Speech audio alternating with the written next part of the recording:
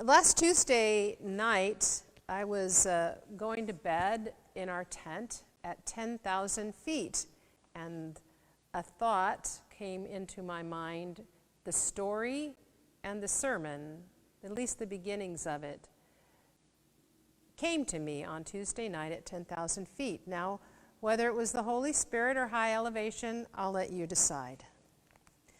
But I have changed from what I was planning to do when I left last week to the Exodus story. Hear these words from the story of the Exodus, the pillars of cloud and fire from chapter 13, verses 17 through 22. When Pharaoh had let the people go, God did not lead them by way of the land of the Philistines, although that was nearer. For God thought, if the people face war, they may change their minds and return to Egypt. So God led the people by the roundabout way of the wilderness toward the Red Sea. The Israelites went up out of the land of Egypt, prepared for battle. And Moses took with him the bones of Joseph, who had required a solemn oath of the Israelites, saying, God will surely take notice of you, and then you must carry my bones with you from here. They set out from Succoth and camped at Etham on the edge of the wilderness. God went in front of them in a pillar of cloud by day to lead them along the way, and in a pillar of fire by night to give them light, so that they might travel by day and by night. Neither the pillar of cloud by day nor the pillar of fire by night left its place in front of the people. May God extend our understanding of these words.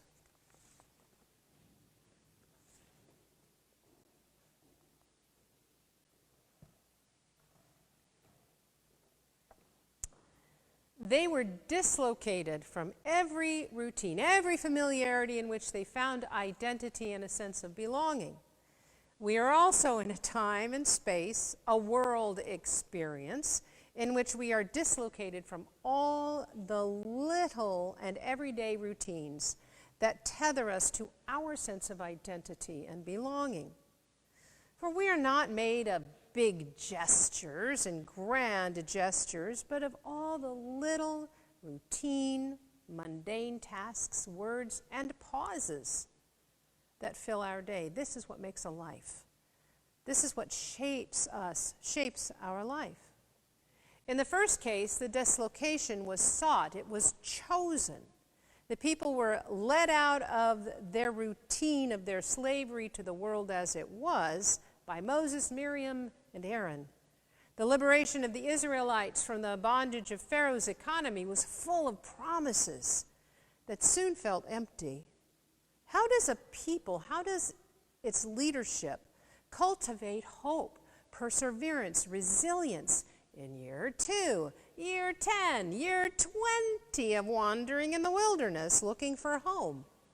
The hope of the promised land is an ephemeral hope. Nonetheless, it shaped their identity.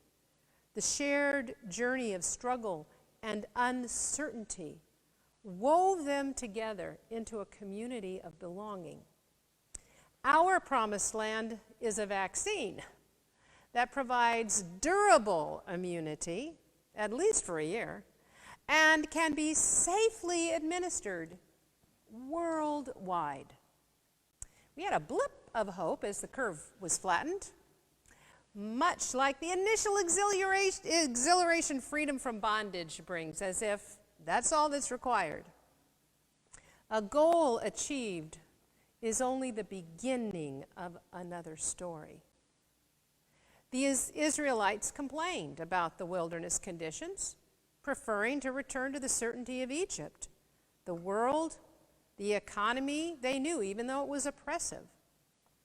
Imagining the future God wanted to unfold with them was something for which they seemed to have lost appetite, capacity.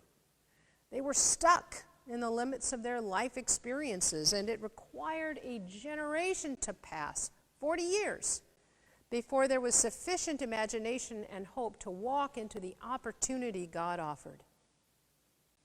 The stories of our faith's ancestors still have much to teach us in our present-day reality.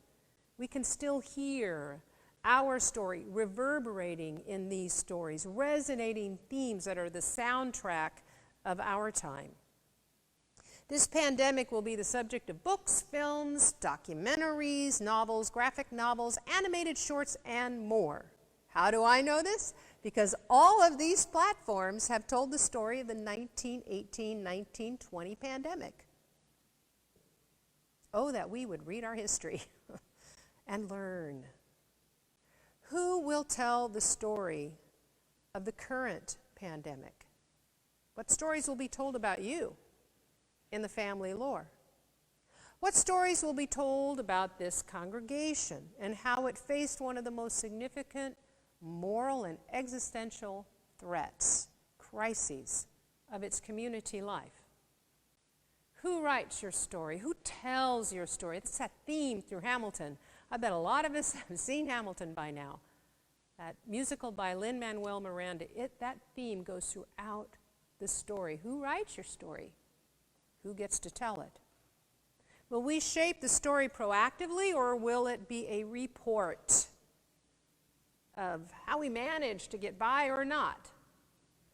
Back in March, I remember distinctly waking up to the reality. I was living in a world history-making event, one that will have long-lasting impacts on generations to come.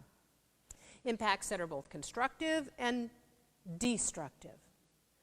What part did I want to play? Who was I going to be and become? I had a choice. I still have a choice. Who am I going to be in this crisis? What kind of leader? What kind of partner? What kind of friend? What kind of daughter, parent?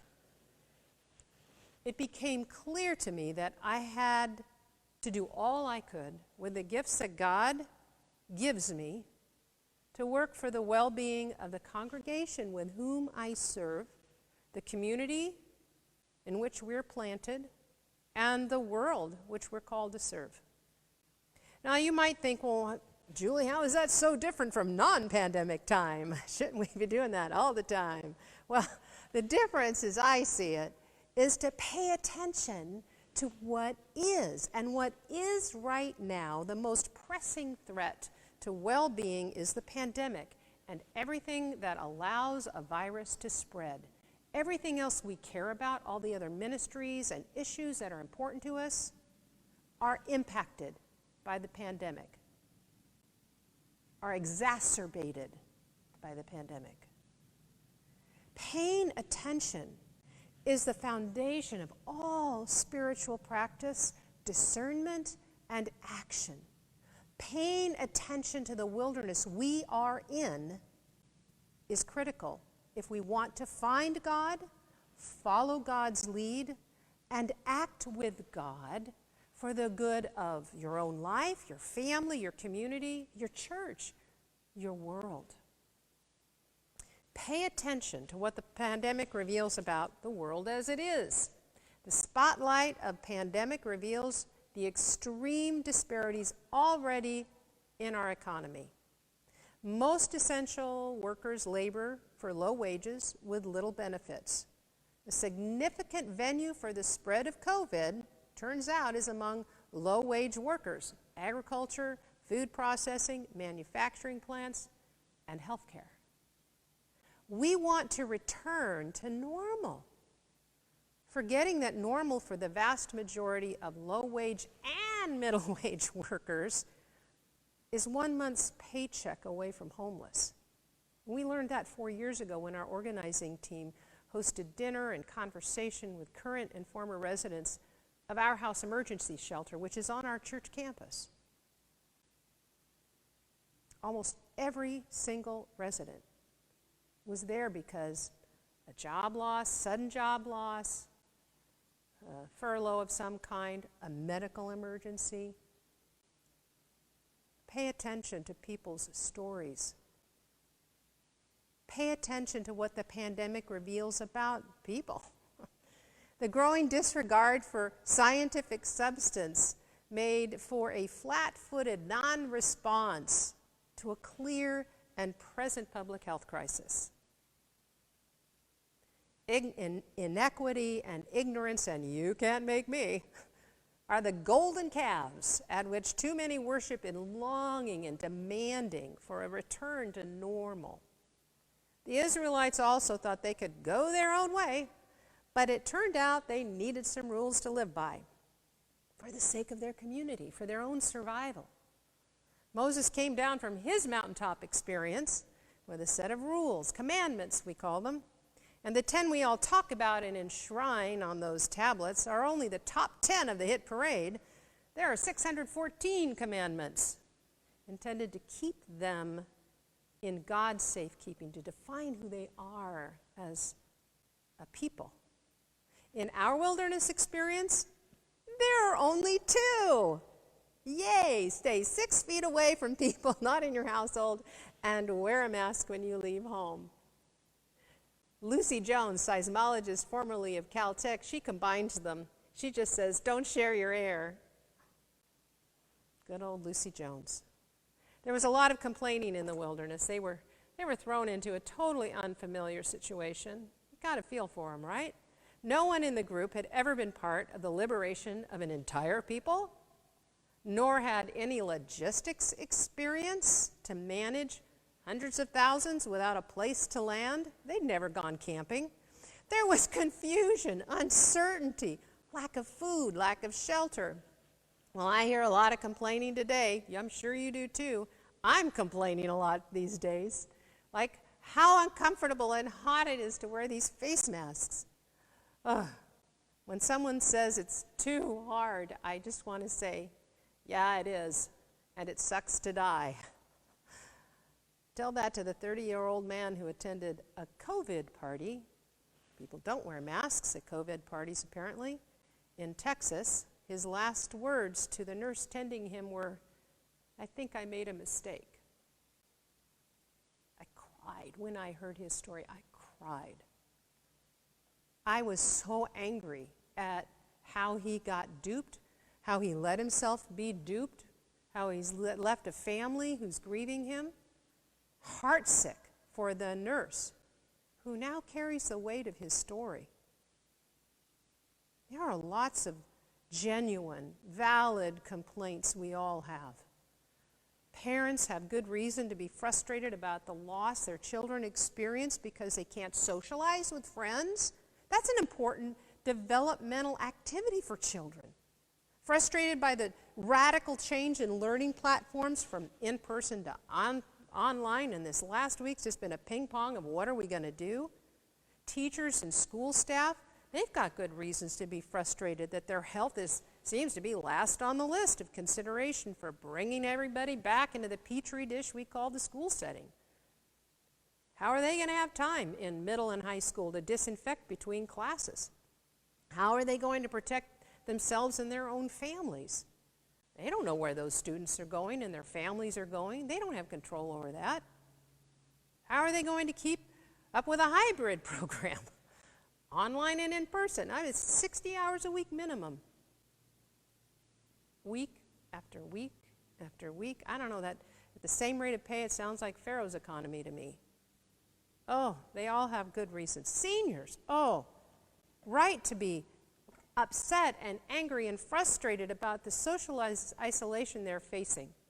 I haven't visited my dad in person for a long time.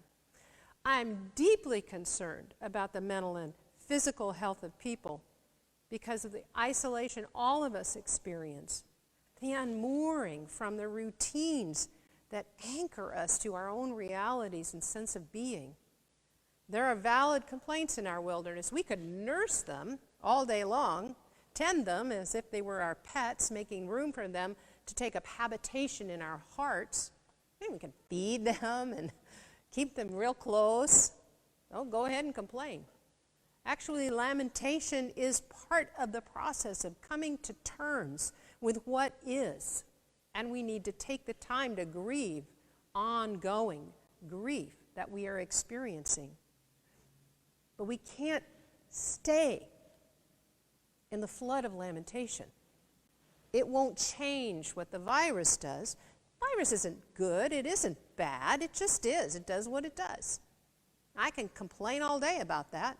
I can give away my power and insist that someone else take care of this. The county, the state, organizations like ICON. ICON should do this or do that. I can play Ain't It Awful all day and all night long, saying someone should. Or I can get in the game with the gifts that God is giving me and work with others who want to get in the game. I'm reminded of Carolyn Neville Peer. She started our denomination's National Benevolent Association, and it was started in prayer, in an earnest conversation with God in prayer about the overabundance of orphans in her community that people walked over as they walked down the streets. God, she prayed, help these orphans. Send someone to help them. And the answer that returned to her was a question posed by God. Why not you? Why not you? She didn't perceive she had the capacity, the wherewithal. It never occurred to her until God asked, why not you? She didn't perceive her own power, but apparently God did. God perceives you, your strength, your power, and your weaknesses, and says, why not you? Anything done in humility, and that's a hard part, in humility, for the purpose of God's healing presence to be made real, will be accompanied by the presence and the power of the living God to help it happen. I believe that. Who are we going to become as individuals and as a community of faith in light of what is? And we didn't go to school for this. There's not a webinar we could take to learn how to be a parent or a teacher, a friend, a person of faith, a congregation during a pandemic. Now, I get it. Most of us, if we have a pulse, are overwhelmed. If not all the time, some of the time. But I believe that God has given us and is giving us gifts, even now, to be the people we need to be, that God needs us to be for this blip in human history that is much more than a blip to us. Our faith story shapes who we are when we let it, shapes who we will become if we will listen. It can help us build a road to resilience. God led the Israelites through the wilderness experience by day and by night. Pillar of cloud by day, pillar of fire by night. And sometimes it's in the darkness that it's safest to travel, where enemies can't see you, and in the cool of the night. And a little help from God can light the way. And we practice being God's people in worship, in prayer, in service. These practices shape us. When we practice them regularly, they shape us to be the people who learn how to look for God in the day and in the night. They teach us how to discern the Spirit moving in our lives and beyond, how to work and walk together as a community, shaped by the commandment to love God, love our neighbor, and love ourselves. Loving God, loving our neighbor and ourselves in a pandemic. Well, what does that look like? It's a story that we are writing. Let's write it together. Amen.